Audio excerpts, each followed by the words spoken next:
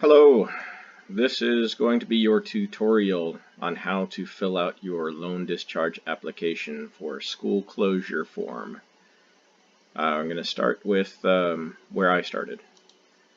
You have to get in contact with your loan servicer. In my case, it was Nelnet. Easiest way to do it is to call your loan servicer and have them email you the form. They'll have the most updated form. I don't know if it's going to really matter or not, but you can also find this form at ifap.ed.gov.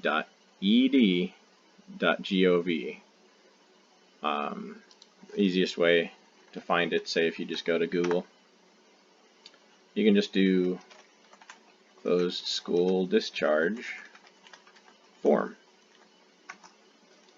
and you'll see it's the top link. So I'm just going to go ahead and click it. It is a fillable form, which is great. But first, you want to take a look at, go to studentaid.ed.gov, and you can see they have all the information about whether you might qualify for a closed school discharge or not. It's very specific. If you already graduated from your program, chances are you don't qualify for a closed school discharge. So say the school closed after you already graduated, you're going to have to file a defense to repayment.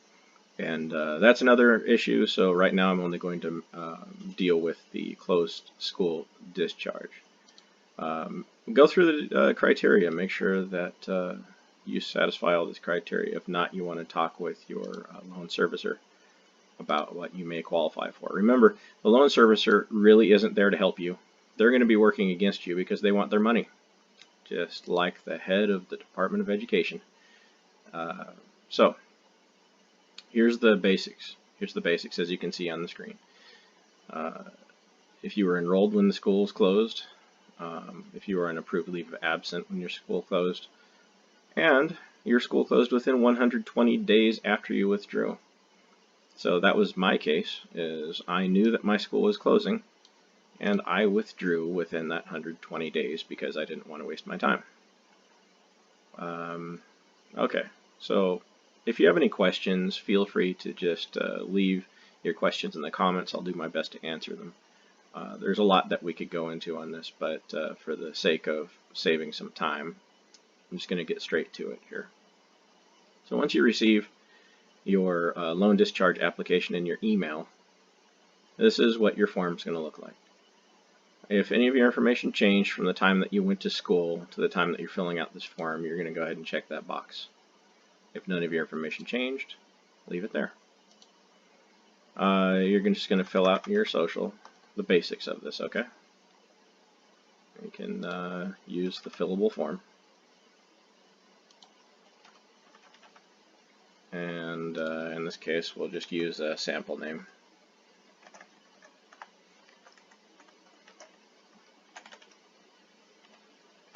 And just go through it.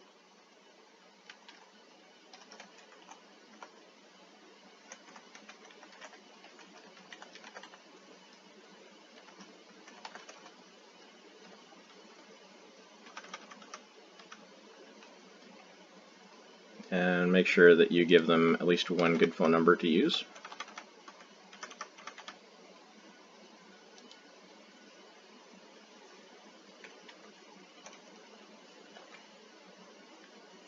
Yeah, something like that.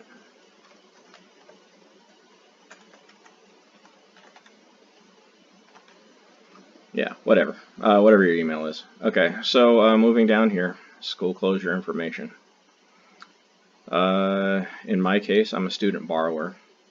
If your parents got the loan out, if it was one of those parent loans or whatever, you want to hit the parent borrower here, and it gives you, it's pretty clear instructions here, right?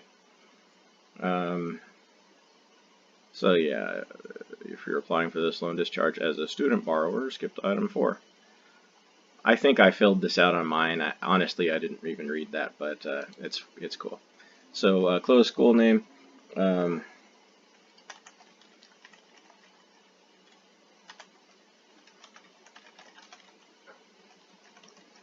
You might have to abbreviate.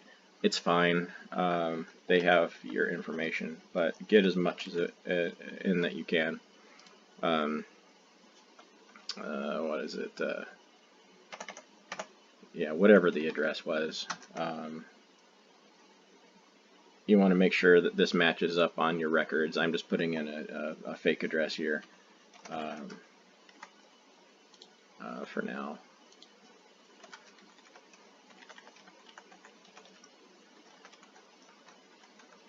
Whatever the zip code is.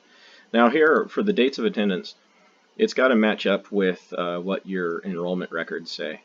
So you need to get online and pull your information from the school if you still can. If not, you're going to have to dig through your documents. Another way to do it is you can likely, if you don't know your dates of attendance or whatnot, you can probably go through the IRS to get your tax information for that year, and you know, do your best. I recommend not ballparking it. So if you can get into your records and figure out when you first attended, great. I'm just going to fudge this because I don't have my records in front of me. So yeah, that'll be that. And then, of course, now here's the important thing. Here's the important thing. The dates of attendance when the school closed. That's not necessarily when you last attended. So I'm sorry. Let me go back on this one. Yes, this is when you attended, but you need to know when your school closed, right? We'll get to that in a second here. Let me fudge this too.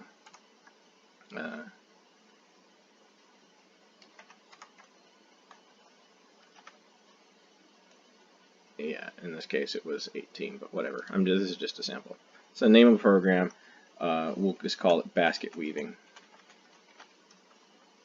Okay, so did you, or for a parent plus bar or a student, complete the program study at school? No. If you did complete it, you're not eligible, and it tells you right here, so don't waste your time. So were you on an approved leave of absence when the school closed? Pretty self-explanatory. Were you still enrolled in the program of study when the school closed? Yes. Or if you withdrew ahead of time, just hit no, whatever. Did you withdraw from the school before the school closed? You can say yes. Now, if you do say yes to this, if you withdrew before the school closed, make sure that it's 120 days from the time that the school did close. So I hope that you didn't withdraw too early. So yeah. So did you complete, or are you in the process of completing the same or comparable program study of another school? If you say yes, you will be denied, because all those credits, you know, they're going to want you to transfer, whatever. If you say yes, I'm just telling you, you're going to be denied. If it's a comparable program, they're going to see that and go, oh, well, why should we discharge this? I imagine there's ways around it, but from everything that I've read and seen, just say no. No, I am not in a comparable program. Are you completing the new program? Okay, we're going to skip to 16 because we'll just read over this real quick here. Yeah, it's going to ask about your credits. Just say no. Oh yeah, hey, at the top of this, remember to put your name. Okay. And don't forget your social security number. Important that you put this at the top of page 2, because somebody's going to get it all shuffled up on their desk. Because, you know, government, they print everything out. Yeah. So did the holder of the loan receive any money back from a closed school? That's, I mean, you'd be able to answer that. If you don't know, I don't know. I'm going to say no because I certainly didn't.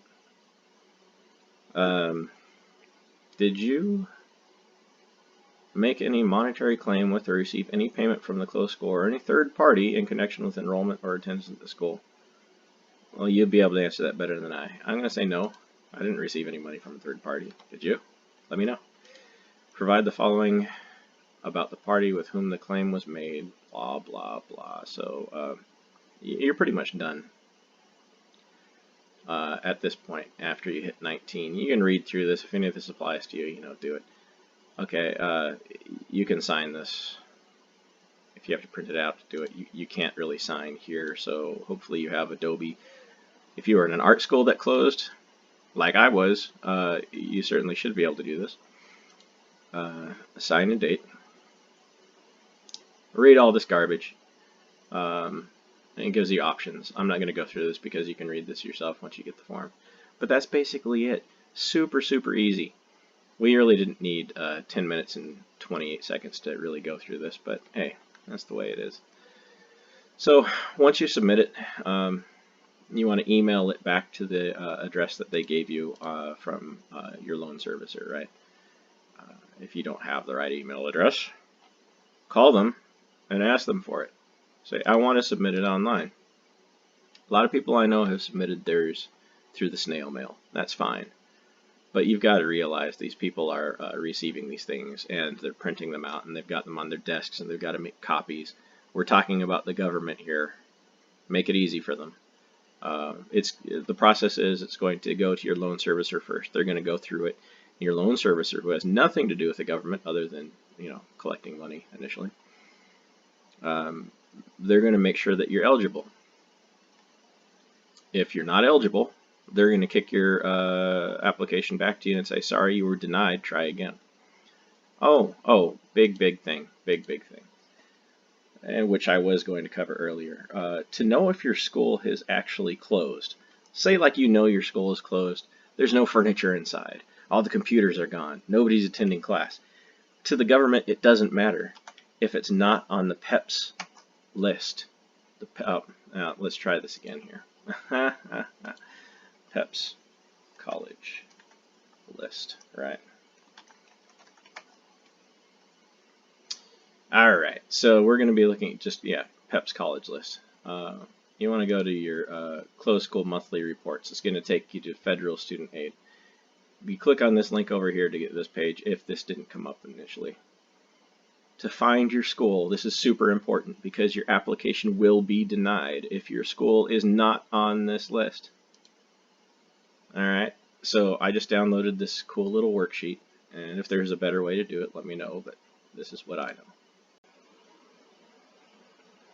know. Alright, so here's the closed school search page once you opened up your Excel spreadsheet. The easiest way to do this is make sure that you click on Home, and then go over to Find and Select. You can find the addresses, or the street address is probably the easiest to find it, if I can spell. So let's see if it's there. No.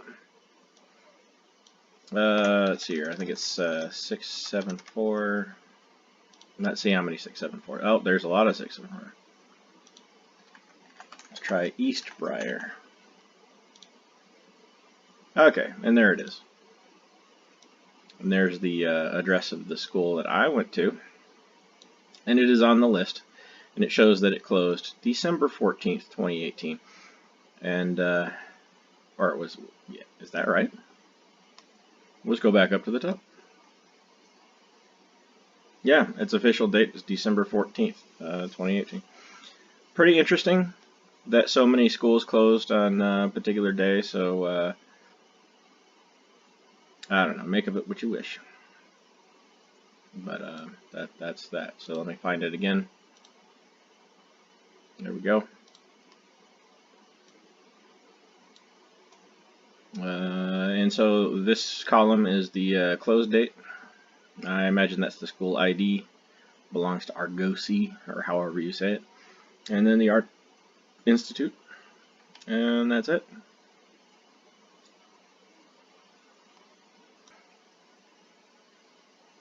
If you don't have Excel, download OpenOffice. It's a free, kind of like a Microsoft suite clone.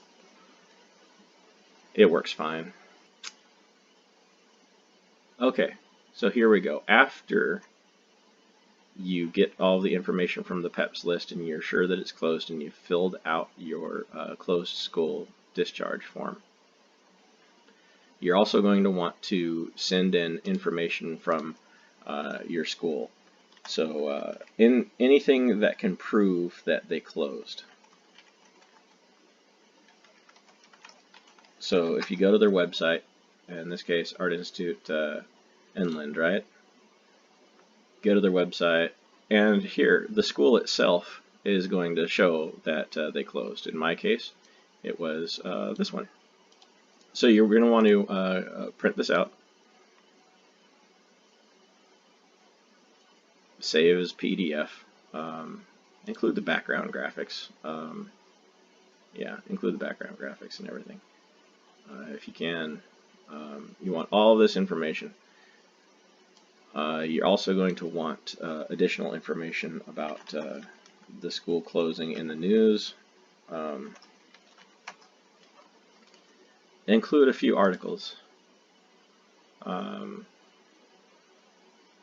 You're just going to want to go to one of these newspapers and print it out that has any information like the dates that it was closing at. Of course, all the art institutes were essentially closing at the same time, but if you have one that's specific to your school, then go ahead and print it as a PDF and send it in with your application. If your application is denied, they're going to give you a reason why it was denied. But either way, within 30 to 60 days, you should be receiving a letter from your loan servicer saying that they either approved or denied it. If they approved it, they're going to forward it on to the Department of Education for review. Some of my friends that were going to the school have already had their loan servicer respond to say that their applications have been approved. So in some cases it can take just 30 days. It seems like it took less for some people. Others, like myself, I'm still waiting to hear back. I'm on day 30 in 3 days. It should be noted that my first application was denied because I didn't wait for the PEPS list. I didn't know about the PEPS list. Very important. So you can see the web addresses. You can pull them off these pages. It's fine. Again, let me know if you have any questions or comments. And hope you have a great day. Good luck. We're all in this together because we're all getting screwed over by a college chain or by the policies of the Department of Education presently. Have a great one. Talk to you later. Bye.